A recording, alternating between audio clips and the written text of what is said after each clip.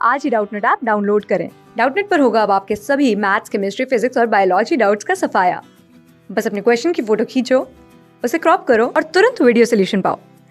Download now. Hello बच्चों। तो इस प्रश्न में हमें क्या दिया हुआ है कि यदि एक वस्तु को अवतल दर्पण के फोकस पर रखते हैं तो प्रतिबिंब वो कहाँ पर बनता है। तो चलिए इस प्रश्न को यहाँ पे हम हल कर लेते हैं। तो यहाँ पे हमारे पास में क्या है, एक वस्तु है जो कि हमारे पास में जो अवतल दर्पण है उसके फोकस पे है।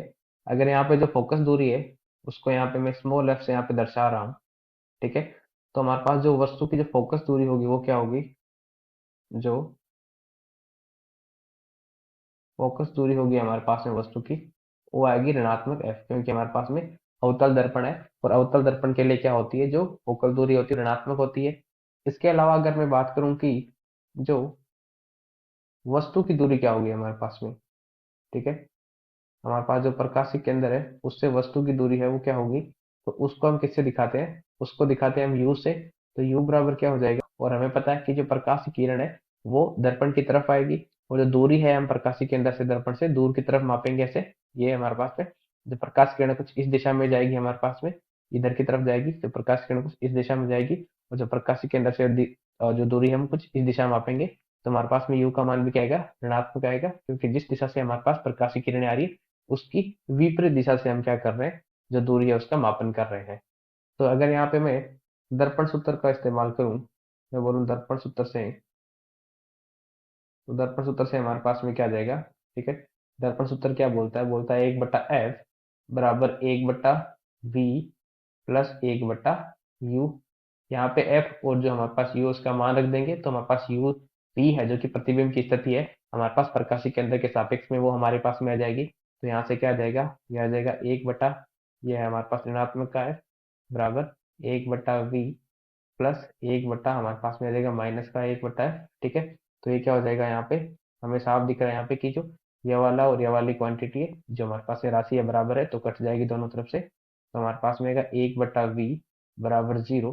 तो 1/v है वो कब 0 हो सकता है, जब v हमारा बहुत ज्यादा बड़ा हो, या फिर हम ऐसा भी बोल सकते हैं जो v हो हमारे पास में वो कब कहाँ पे होगा, अनंत को अप्रोच करे, अनंत की तरफ जाए। हमारे पास v जब बहुत ज्यादा बड़ा होगा, अनंत के बराबर होगा, तभी हमारे पास में क्या हो सकता है कि जो 1/v है उसका मान क्या हो सकता है, 0 हो सकता है। तो यहाँ पे हम क्या लिख सकते हैं कि जो प्रतिबिंब है हमारा, प्रतिबिंब प्रतिबिंब अनंत पर बनेगा। हम क्या बोल सकते हैं कि जो जो प्रतिबिंब होगा हमारा वो कहाँ पे बनेगा, अनंत पर बनेगा। ठीक है। बहुत आसान सा सवाल था। ठीक है, हमें पूछा था प्रतिबिंब कहाँ बनेगा, तो प्रतिबिंब हमारा अनंत पर बनेगा जब हमारे पास में जो वस्तु है वो फोकस बिंदु पे रखी हो। ये हमने गणितीय रूप से देख लिया। अगर हम आरेख की सहायता से भी देखना चाहे तो हम देख सकते हैं कि मान लो कि प्रकाश की एक किरण है जो कि हमारे पास जो ये मुख्य अक्ष है, ये हमारे पास में क्या होगी, ये जो रेखा है सी एफ और ओ से जाने वाली होगी हमारे पास मुख्य अक्ष। तो मुख्य अक्ष के समांतर अगर प्रकाश की किरण में इसके ऊपर भेजता हूँ, ये मुख्य अक्ष के समांतर एक प्रकाश की किरण भेज दी, तो ये क्या हो जाएगी हमारे पास में, ये जो हमारे पास दर्पण है उससे परावर्तन के पश्चात मुख्य अक्ष, जो हमारे पास जो मुख्य अक्ष की किस बिंदु से जाएगी, जो फोकस बिंदु उससे जाएगी, तो ये जो मुख्य अक्ष का जो फोकस बिंदु है उससे क्या होगी, ऐसे निकलेगी परावर्तन के पश्चात। तो परावर्तन के पश्चात कुछ इस तरह से जाएगी। और अगर यहाँ पे मैं देखूं, एक दूसरी प्रकाशीय किरण है जो कि इस प्रकाशीय केंद्र है हमारे पास में जो ध्रुव है, ठीक है, ये जो ध्रुव है इसके ऊपर अगर मैं इसे डालता हूँ, तो ये क्या होगा हमारे पास में, यहाँ पे परावर्तन के पश्चात जितना हमारे पास में सिमेट्री से क्या होगा, जो सिमेट्री है उससे हमारे पास जो प्रकाश की किरण है वो ध्रुव के सापेक्ष निकल जाएगी।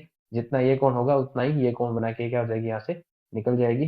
तो जो हमारे पास प्रकाश की किरण आएगी वो क्या करेगी, ध्रुव के सापेक्ष हमारे पास में सिमेट्री रखेगी, क्योंकि जितना हमारे पास यहाँ पे कोण बनेगा आपतित किरण का, उतना ही हमारे पास जो अपवर्तित किरण होगा उसका यहाँ पे कोण है वो बनेगा। ठीक है। तो ये हमारे पास क्या आ गई, ये हमारे पास में आ गई परावर्तित किरण। ठीक है, ये हमारे पास जितना आपतित किरण का कोण था उतना ही हमारे पास यहाँ पे परावर्तित किरण है उसका कोण हो जाएगा किससे, मुख्य अक्ष से। मतलब हम ये कह सकते हैं कि जब भी कोई प्रकाश की किरण मुख्य अक्ष के ऊपर आपतित होती है तो वो मुख्य अक्ष के सापेक्ष में क्या होती है, सममित होती है, सिमेट्री होती है उसमें। ठीक है। तो यहाँ पे हम देख सकते हैं कि ये दो जो प्रकाश की जो रेखाएं आ रही है परावर्तित किरणें, वो कैसी है, एक दूसरे के समांतर है। यहाँ से हमें दिख रहा है कि दोनों जो प्रकाश किरणें वो एक दूसरे के समांतर है। तो हमें पता है कि जो परावर्तित किरण होगी जिस बिंदु पे मिलेगी वहां पे हमारे पास क्या बनेगा, प्रतिबिंब बनेगा।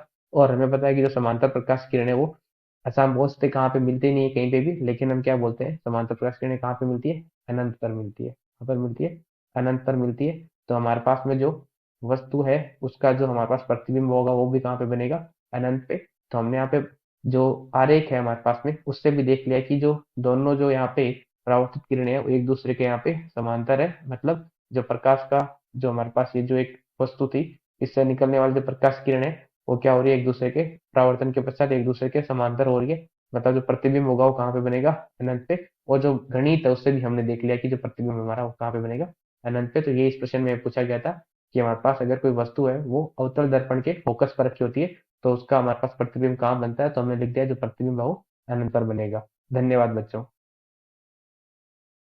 क्लास 6 से 12 से लेके नीट, IIT, जेई मेंस और एडवांस के लेवल तक 10 मिलियन से ज़्यादा स्टूडेंट्स का भरोसा। आज ही डाउनलोड करें डाउटनेट ऐप या व्हाट्सएप कीजिए अपने डाउट्स 8400 400 400 पर।